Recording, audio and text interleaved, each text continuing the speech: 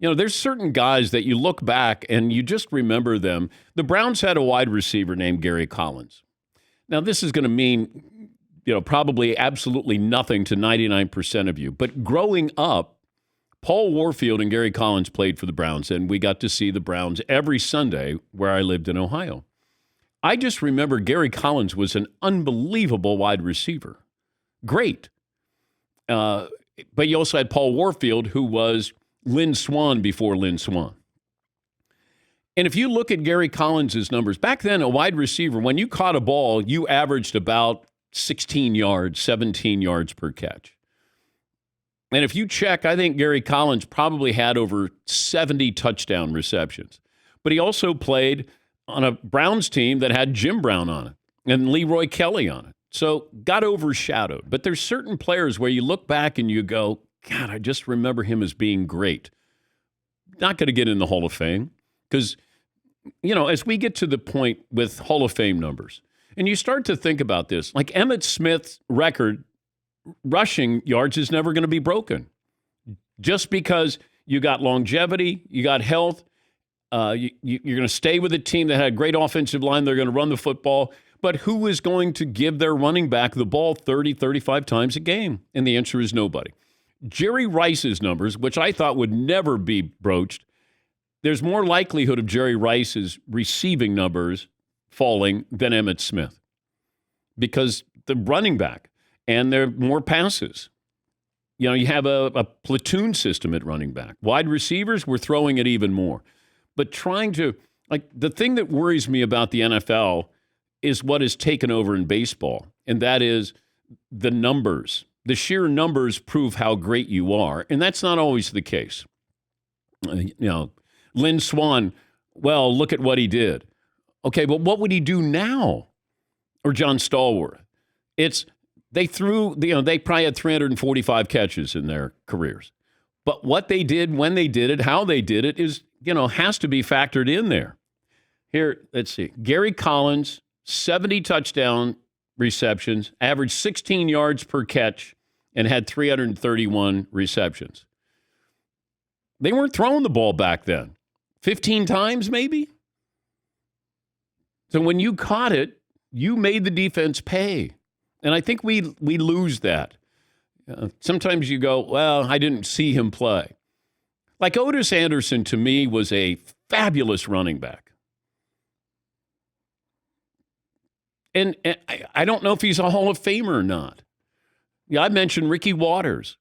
Ricky Watters was the first dual threat running back. Like he could catch and he could run. He rushed for 10,000 yards.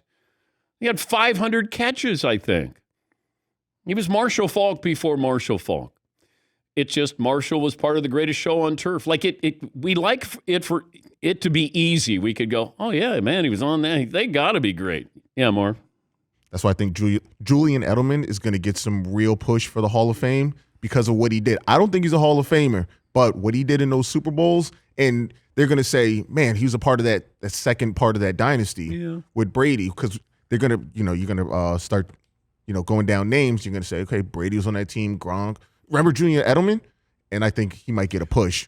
Well, but you start to look at teams, and also when you win. Like, to me, the Vikings lost 4 Super Bowls. And because of that, there are guys who should. I don't think Paul Krause is in the Hall of Fame. Did he finally get in, Paulie? The safety? Yes. I think so. I'm checking.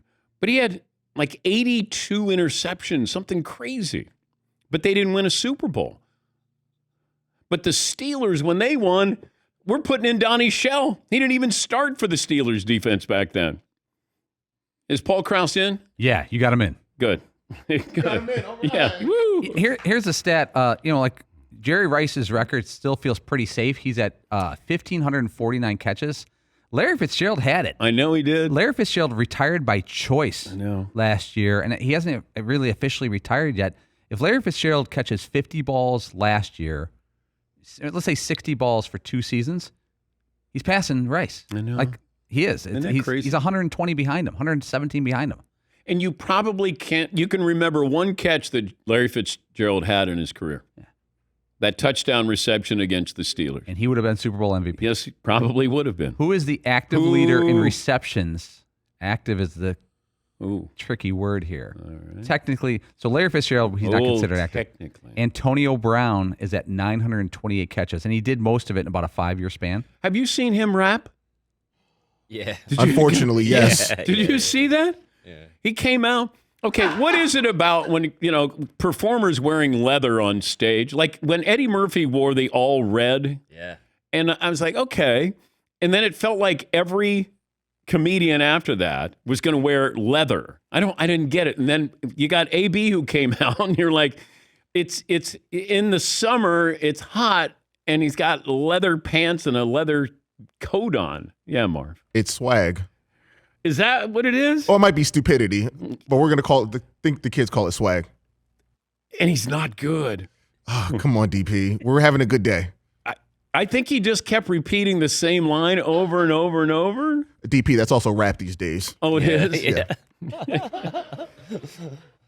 His dance got a lot of attention too. It was... Yeah, I know. How would you describe his dancing? Arm. I saw that kind of dancing, white man overbite at the wedding I was at this weekend. I was like, oh man, he's been watching us dance. Here is Otis Anderson. He's got 10,000 rushing yards, 81 touchdowns in his career. He's really, I don't know. Yeah, Marv. Does he have a Super Bowl MVP? With the Giants. Okay. Right? Otis Anderson. But 10,000 yards, 81 games, that's pretty good. DP, get him in. Yeah, I'm busy. He played for those St. Louis Cardinals. They're a pretty bland team, though, in the early 80s. They had a couple good, Green, the receiver. They had a couple good players, but he started really well, cooled off, had the Super Bowl run. All right, I have the Favre answer. Okay. Wait, what's the question? I forgot the question. Quarterbacks who have led the league in both touchdowns and thrown and interceptions thrown. In the same season? No, multiple times in their careers. Oh, okay. Multiple times. Brett Favre. 4 times led the league in touchdown passes, 3 times in picks. John Hadle played for the Rams about 1,000 years ago. I loved him. 2 times touchdowns, 2 times interceptions. And Y.A. Tittle, the New York Giants. Here's Ricky Waters' numbers. 10,000 rushing yards, 78 touchdowns. Todd, you could throw in his receptions, too. That's true. That's the point I was making is he was the Marshall Faulk before Marshall Faulk. Getting receptions. Like 500 receptions there.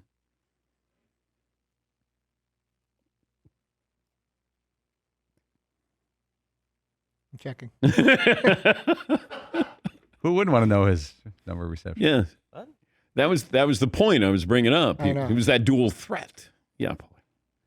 In only 10 seasons of football, Ricky Waters had 10,600 yards and 467 receptions. That's pretty good. It's like I think that's second most in running back history, or third most. That's pretty good. Yeah, it's like Larry Centers always had 50 catches a year.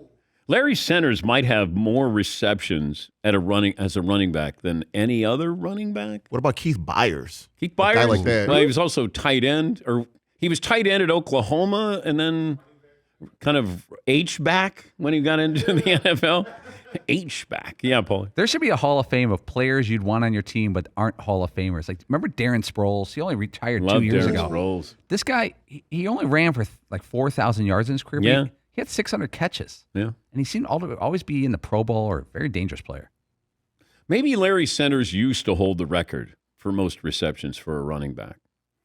Because if Sproles had 600, then he's blown by that. Checking. All right. Yes, Did you say Roger Craig? Roger Craig should be up there. With he was a dual threat. He was probably the first dual threat. Really? Yeah,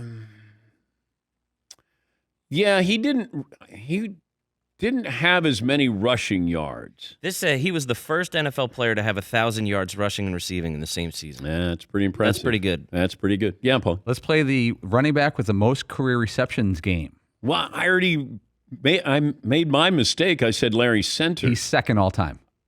Well, then Darren Sproles, if he's got 600. Nope, this guy is quite a bit above that. There's some heavy. Marcus Allen has 587 receptions. Yeah. Tiki Barber 586. Paulie gets to talk about Tiki Barber. Chronically underrated. Daily disrespect of Tiki Barber. Daily. And I'm sick of the daily disrespect. Like Fred Taylor. Fred Taylor, the daily disrespect. Darren Sproles has. I went 2 days this weekend without disrespecting him for some reason. You turn your phone off? Yeah, I when he said there's a daily disrespect, who's disrespecting Fred Taylor? We are right now. I know. I love Fred Taylor. What's he got? 10,000 rushing yards? Sure. All right. This running back had 12,000 rushing yards and 767 receptions. I was going to say Curtis Martin. He's Curtis Martin's top 10 though. Okay. Marshall Faulk. I'm going to say Marshall Faulk. That's the correct answer. He has 767 catches. Yeah. Here's one that's maybe even underrated. Ladainian Tomlinson has 13,000 rushing yards and 624 receptions. Yeah.